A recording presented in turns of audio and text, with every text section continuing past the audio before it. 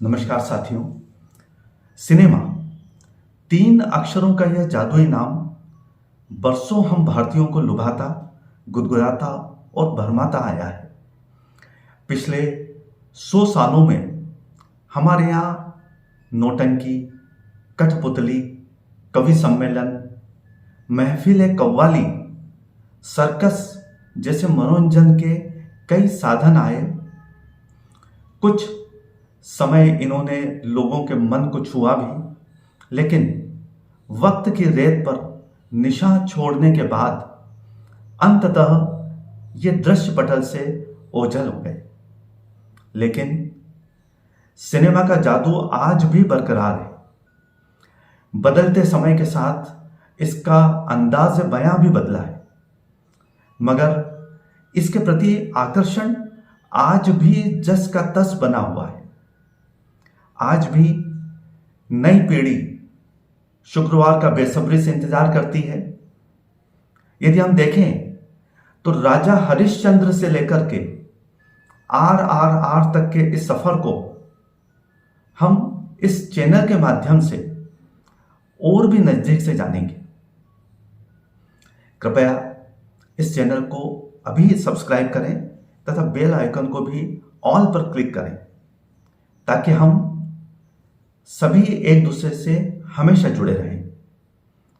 मैं याज्ञवल्क्य दुबे और आप देख रहे हैं मेरा चैनल सिने यात्रा।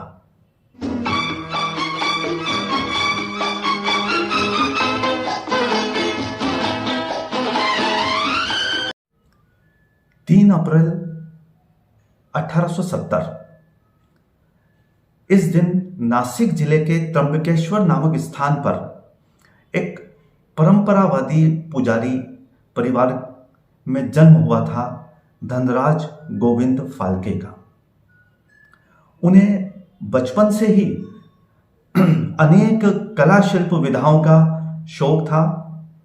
उन्हें चित्रकारी, नाट्य, अभिनय और मैजिक के प्रति गहरी अभिरुचि थी, जो उन्हें फिल्मों की ओर खींच लाई। फिल्मों में वे दादा फाल्के के नाम से विख्यात हुए। सन 1912 के अंत में बड़ी मेहनत मशक्कत के बाद राजा हरिश्चंद्र फिल्म बनकर तैयार हो गई। वह 3700 फुट लंबी फिल्म थी और लगभग उसके निर्माण में 15,000 रुपए की लागत आई थी। 2 अप्रैल 1913 को बंबई के ओलंपिया सिनेमा घर में इसका प्रीमियर हुआ और फिर एक माह बाद 3 मई 1913 यानी आज ही के दिन 3 मई को यह दर्शकों के लिए प्रदर्शित की गई, जो मुंबई, कोलकाता जैसे शहरों में लोग इसे देखने के लिए टूट पड़े। इसके निर्माण के बाद फिल्म का यह निर्माण कार्य और यह जो सिलसिला था चल निकला। इस वक्त सिनेमा में आवाज नहीं थी, किंतु भाव प्रवण अभिनय और लोक रुचि की कथाओं ने दर्शकों को दीवाना बना दिया था। 1913 से आलामारा 1931 के पहले तक सिर्फ मूक फिल्मों का ही दौर जारी था। अनगिनत मूक फिल्में बनने लगी। यदि हम मोटे तौर पर देखें तो 1913 में 2 फिल्में बनी थी जो मूक फिल्में थी, राजा हरिश्चंद्र और मोहिनी भस्मासुर। इसके पश्चात 1914 में एक फिल्म का निर्माण हुआ था और उस फिल्म का नाम था सत्यवान सावित्री। 1915 में भी एक ही फिल्म बनी थी, डेथ ऑफ नारायण राव पेशवा। फिर 1917 में 4 फिल्मों का निर्माण हुआ, लंका दहन, प्रहलाद चरित्र, राजा हरिश्चंद्र और सत्यवादी राजा हरिश्चंद्र। फिर 1918 में 6 फिल्मों का निर्माण हुआ, 1919 में 8 फिल्में बनी, 1920 में 20 फिल्मों का निर्माण हुआ, 1921 में 37 फिल्मों का निर्माण हुआ, 1922 में 56 फिल्मों का निर्माण हुआ। निरंतर यदि हम देखते हैं तो इसकी संख्या बढ़ती चली जा रही थी।